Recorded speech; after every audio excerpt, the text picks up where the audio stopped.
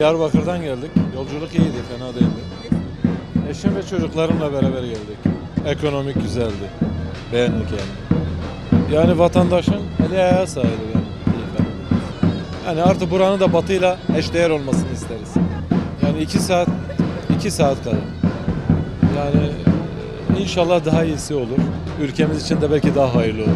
Çok teşekkür ederiz. Yani böyle bir hizmette bulunan bütün herkese çok teşekkür ediyoruz. Çok sağ olun. Diyarbakır'dan geldik. 9'daydı yola çıktık. Şu an vardık buraya. Ama hızını artıracaklar. Öyle bir söylenti var. Bakalım. 17 TL öğrenciler zaten tercih ediyor.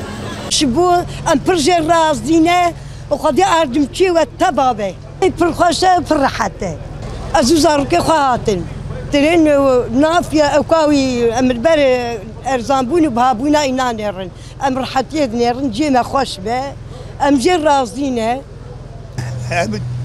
نفترينا ما نريد هون أمريكا بهاتها بطماني نقوم هذا بازاري مثل بازاري خوش تنين فرخوشة أفترينا نو سبرة يعني هودي بي هودي هرو ترينا ما هرو آئيرو نو كبي آئيرو سبرة